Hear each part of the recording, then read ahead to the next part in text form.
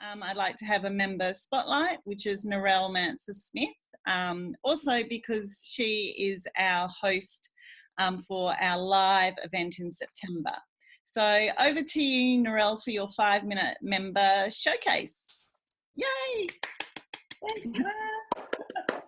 It's lovely to see all your faces again, ladies. I'm loving this.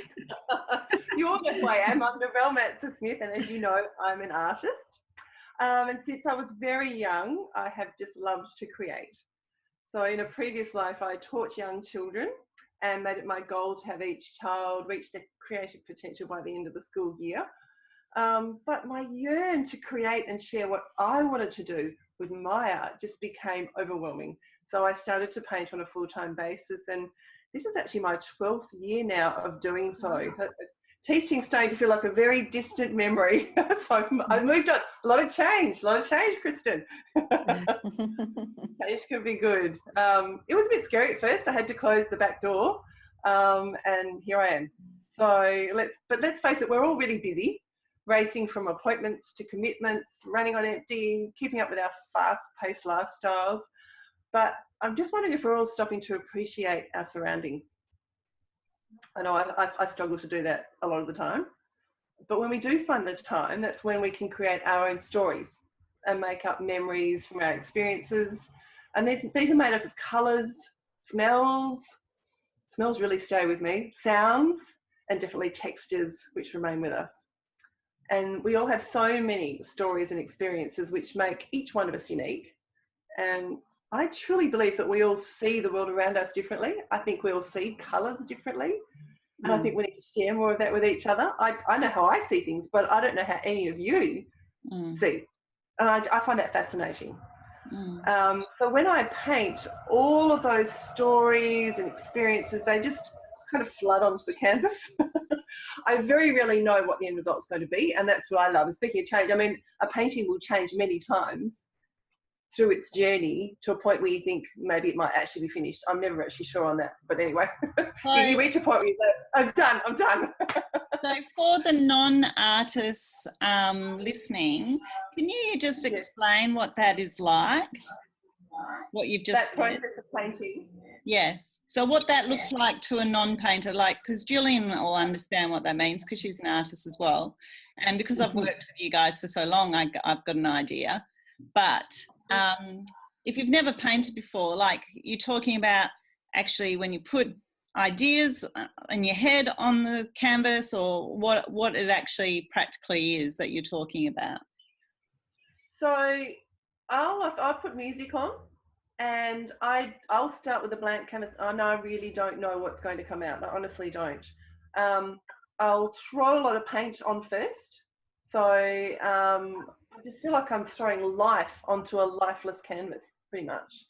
So the subconscious is really interesting, because as you're throwing that on, you're not conscious of what you're thinking about, but it might be the music that I've selected to listen to that day, how I'm feeling, all sorts of other experiences, like all those stories I'm talking about, they certainly come through.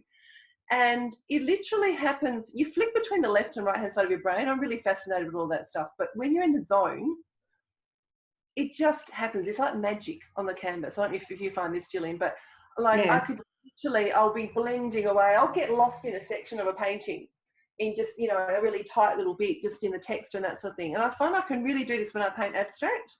It's very different if I'm painting something representational of what an object or a scenery is very different to when I just play with paint and something pops out. So this one here. How did that happen for that painting? So when I was blending like the rose shade across the yellow, and I literally, when I was painting this painting, I was very conscious of being in a very happy phase of life and all the things that I was very blessed and happy to have in my life, all the people and experiences and all that. And that just kind of flooded onto the canvas. And it's the things that have popped out, like a lot of people see birds, they see dragonflies, they see, some people see a face in here. What's really interesting, I don't know whether you can see in the light, but there's a tiny little love heart in here, little yellow one. And someone pointed that out to me the other day. I didn't even realise it was there. I just went, wow, there's a love heart. And it's literally embedded. It's like it's engraved out of the painting. So I've called this painting Cherish because it's everything I cherish in my life, but it's not faces of particular people or anything that I've gone out to specifically paint. It's just kind of blah, plopped out of me. So what I love about paintings like this is then someone else will come and look at it and they'll see completely different things. So they're bringing their story to the painting. I love that. I love sharing those stories and those experiences that people are bringing to me. So I'd actually rather people tell me about my painting before I tell them about what happened for me with it, because I don't want to sort of flavour it too much with what I was intending, possibly. I love to hear their story first. So that's often the way I go. Narelle? Yeah. Can you spin it? Can I spin it? Is this the one you haven't spun? Oh, do you want me to spin it around for you? Yeah. Yeah, absolutely. We were talking about this the other day, weren't we? Whoa, Yes, look at that. I recognised it. Yeah, that doesn't work for me that way. I like that. Isn't it? Some of the best paintings, like, I find I can spin many ways and you get many different conversations going on that. In fact, Fleur, I don't know if you remember, we had an exhibition years ago where that happened. I remember. You remember? And there was 3 or 4 people and they're all like, no, it has to go that way. And then someone turned it the other way. No, it has to go that way. I'll keep going, shall I? Yeah, keep going. She said she'd never spun it before. I had to spin it. Oh, that's really dark. Ooh, that's really dark. It is. Broody. That's really different. It's like yin and yang, isn't it? And look, the love heart's the bottom now because it's upside down. And one more time. This way. Oh, yeah. Oh, I see different animals now. Which way, Kristen? Thanks, Narelle. So this will be one of the ones that will be on display at next month. Narelle, is that right? Yes, it will. We're doing a bit of a spring theme, so there'll be a lot of colour. There'll be some flowers, that sort of thing too. Yes. Excellent. So the next Out of the Box bit. Time I welcome people into my studio online. Yeah, exactly. So thanks for that, Narelle. So she's our host for our live event in September, the 13th of September. So I just thought it'd be nice to introduce or reintroduce, because Narelle's a long-term member of Out of the Box Biz, and to talk about one of your paintings. Bella did send me a message that she left early because she has to drop her daughter to netball, so she gives her best to us all. So she, it was certainly not the content as the reason why she left early, but it was nice that she could stop by for when she did. And I'm just getting a warning saying our time is almost up, but that's okay. That's why it's a 30-minute meeting. So now it's just really to spend a couple of minutes before we close, if people don't know each other, to get to know each other, just like the normal connection. So I know Gillian and Narelle know each other well. Kristen and Narelle know each other reasonably well, I think. Linda is, although she's in rural Victoria, don't let that spur you off, because she's, all her work, she works with people online, don't you, Linda? I do. Yeah, so Linda's like a productivity, organisational and system specialist, and we all can do with more of that. Linda, we've spoken on the phone. I feel like I know you well just from a phone conversation. And Linda, Yes, that's right. And Linda did present live in Perth. Was it May last year? Yes, and I want to come back. I just need to organise it. Yes.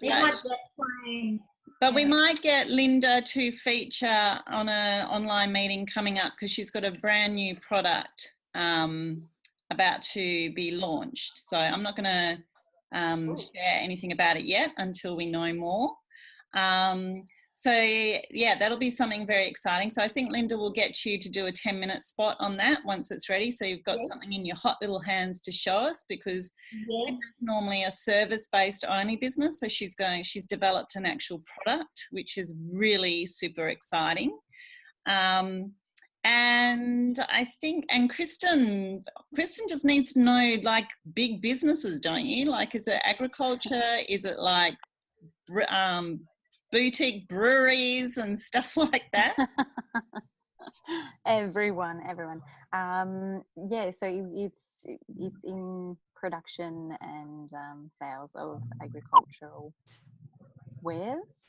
But you know me, I'm always here to just meet and greet and build relationships with people. So always happy for a cup of coffee. Excellent. So maybe before we leave, to get to know each other, just say 10 seconds or 15 seconds on your thoughts of winter, given it's the last 2 weeks of winter. So shall we start with Narelle? I'm over it. I've had enough rain, wind. I hope we've watered the garden and filled the dam because I'm ready for spring and some sun. I want some colour and some warmth. And Kristen? I'm from Queensland. We don't do winter. Thank you very much. It's time for spring. Gillian? Oh, winter. I'm just so glad it's nearly at the end. I'm sick of all the grey skies, the wet ground, and the cold. I just want some warm sunshine. Yes, well, I'm a summer baby as well, and I purposely left Linda till last because she probably gets it worse than all of us wusses over here. So, Linda, tell us. So for all you in WA and Queensland, you don't know what winter is.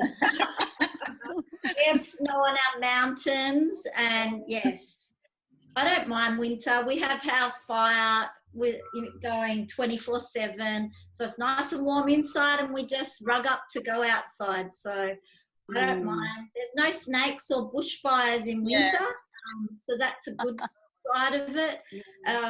But yeah, I love all the seasons. They're great. But looking forward to spring for sure. Yeah, well, it is always nice, no matter what kind of version of winter you get, just to go to the change of seasons. I think it's a natural cycle.